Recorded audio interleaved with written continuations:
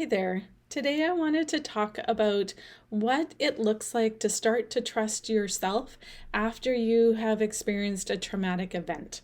And I think this is one of the key things that disappears when we have something traumatic happen. So whether it's, somebody's betrayed you through an affair or something like that, or you've been hurt physically, or there's been long standing abuse that you have removed yourself from.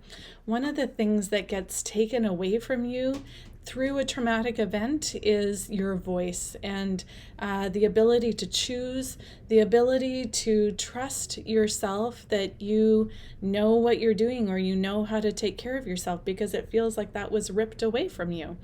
And so, how can you start to learn to trust yourself, your instinct, your thoughts as you move forward? One of the things that I think you start with is really acknowledging that it's going to be a slow process.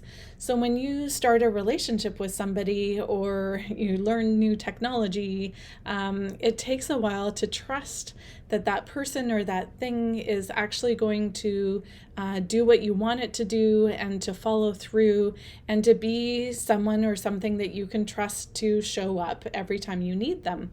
And the same goes for you. When you have experienced something that is traumatic, it's going to take time. Your brain needs to learn how to trust you again.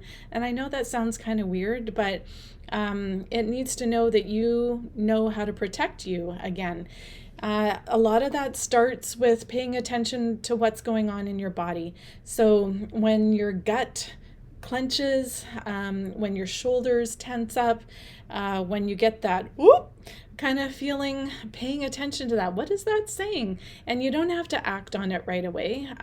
Some people keep a journal about that. A lot of people that I know just start paying attention to it, and you might feel disconnected from your body or like, my body doesn't do anything.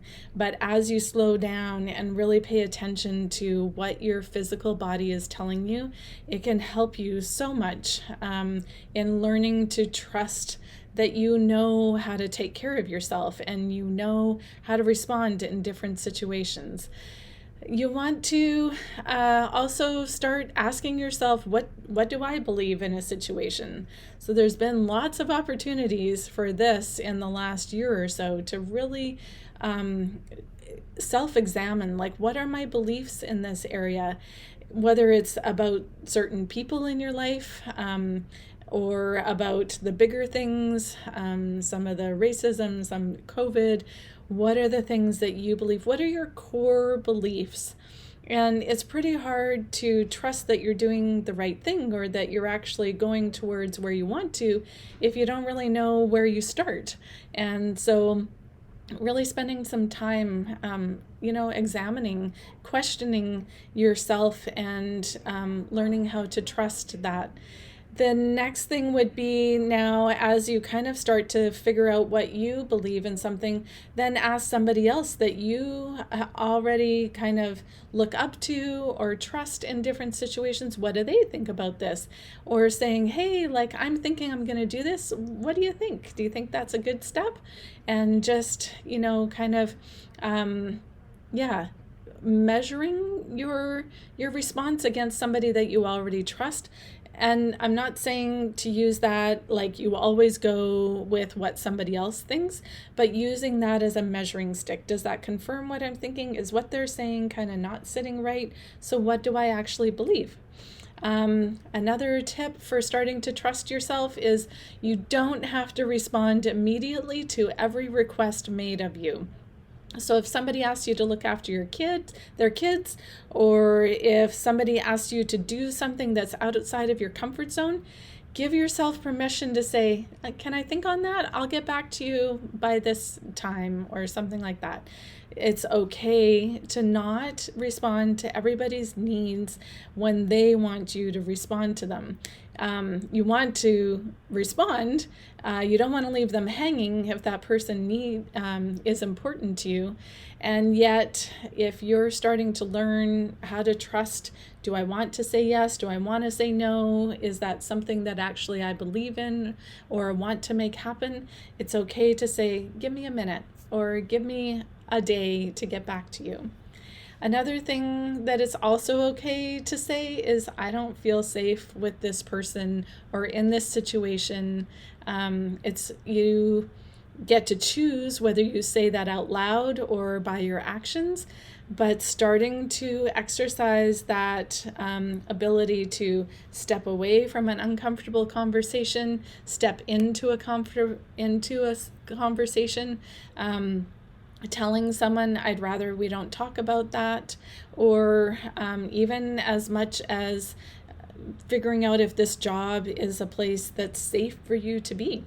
And it's okay to let people down as you start to understand this. You'll get better at communicating it once you start taking care of yourself.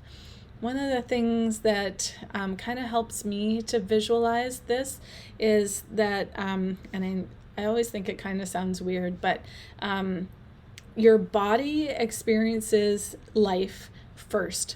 And so it has all of these responses. Like I said before, your gut, your shoulders, your face might flush or your hands get tingly. And once your body experiences then the brain goes, okay, so this is the emotion to put with that. So if your brain is always on alert and saying, I'm in danger, it's like, hey, Lisa, do you know what's going on? Are you going to pay attention? Because there's danger. How do I keep myself safe? So as you start to slow down, as you start to pay attention to what's going on in your body, as you start to really figure out what is it that I want, then you can start telling your brain, this is the emotion to feel. Or yes, I know what to do when I feel danger. So right now I need to take a deep breath. Or right now I need to remove myself from this situation.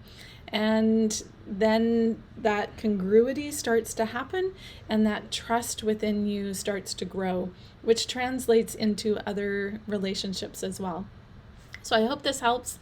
If you have any questions about this, one of our counselors would love to meet with you, or you can send us an email and we'll do our best to help you navigate some of the questions that you might have about starting to trust yourself again. Thanks. Have a good day.